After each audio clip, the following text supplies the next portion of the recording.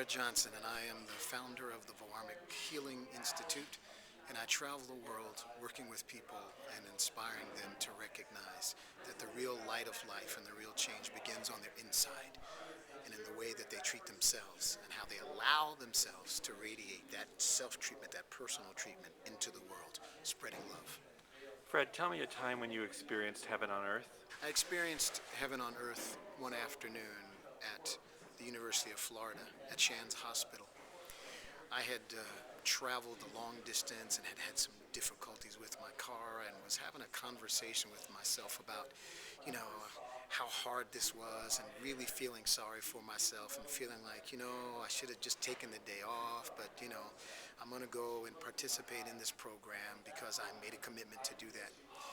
And I went onto this ward, pediatric oncology ward. And I took my drum because I use music a lot in order to do my work and to inspire people.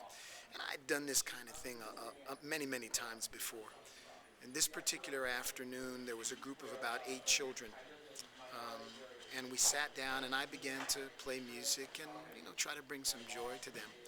And I reached one point after about 2 or 3 songs where a young man, and his name was Anthony, walked up with his mother.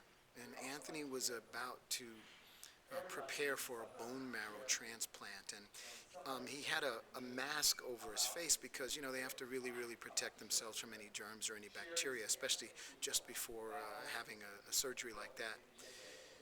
And it was really an amazing thing to me because, I sing for children and I work with young people. I work with people all the time. But in this particular instance, because Anthony's mouth was closed, I couldn't really see his whole face. I couldn't, all I could see was really his eyes, and his eyes were kind of dark and shadowed, and you could see that there was sort of fear and pain in his whole being. But, they wanted him to come out and be a part of this because they thought it might lighten his preparation for his surgery. And so he and his mother sat down next to me. And so I do this thing called sound sculpture. And I said, listen, guys, music can be a story. Just a total story. It can really change. Your words are really important and they're really powerful. So why don't you give me some words?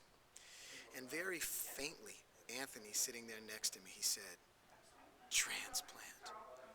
And I said, transplant. It kind of shook me for a minute because I knew what his journey was about to be. And so I thought really quickly and I said, transplant, you mean go from one place to another or to move something from one place to another? And he just kind of, nodded his head. And so I just took a deep breath because I could just feel the depth of what he was feeling, and I began to play.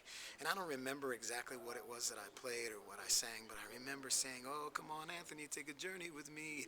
And I began to weave this song, and I said, let's take a journey and let's transplant ourselves from here to up into the sky, and let's be birds. And I began to sing about being birds and flying through the clouds and laughing.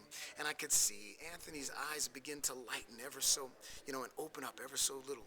And then I said, and now let's transplant ourselves to the sea. And I talked about being whales and traveling with, and the more and more I sang, you could see the light that began to open up in his eyes. And what had been a moment of pain and fear, all of a sudden it became a story, his story, and his words and his imagery changed, and his eyes lightened up, and everyone in the room lightened up. And it was just an incredible moment for me because here I had traveled, 2 hours in the car feeling sorry for myself and feeling like, wow, I could be home resting. And in one single moment, through the grace and gift of just being able to share a song with a young child, his life, his ability to perceive something that was fearful and dangerous, it lightened up, and you could just feel the vitality move. And if for only that moment I was able to touch his life, for me, that was a heaven moment. That was an opportunity to realize that a pure intention for service can really, really change our lives now. Just realizing and recognizing the power of our words and the joy of being together and serving each other. To me, that's the essence of what heaven is really about. Fred, imagine you had a magic wand and could have heaven on earth, could create and have heaven on earth. What is heaven on earth for you? Heaven on earth for me is really people looking into each other's eyes and seeing the light and seeing the God within each of us Heaven on earth for me is really, really understanding that it's how I treat others, what I say to others, what I say to myself.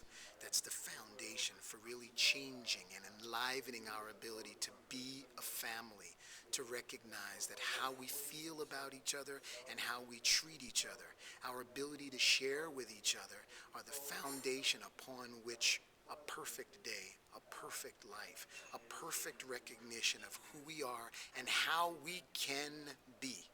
That's the true reality. That for me would be heaven on earth. Every day of my life to be able to look in another's eyes and feel how important they are and recognize that how I treat them and how we together treat this incredible creation that we have been given by our Creator, that we can manifest the beauty and joy of heaven in every moment of our lives. Freddie, can you give me 2 or 3 simple, easy steps you'll take in the next 24 hours to have even more of that in the world? I will. I'll take this opportunity to recognize the importance of remembering how close heaven can be to me. And I'll look into the eyes of others. I'll smile more. I'll be aware of the people that are around me. I'll be conscious of how I say what I say to me. And I'll make it my effort for the next 24 hours in every moment of my life to really, really feel and create the intention of spreading love, holding someone's hand, looking in someone's eyes, and saying hello to them without the fear that they may not speak back, but just knowing that that pure intention of that energy will manifest change.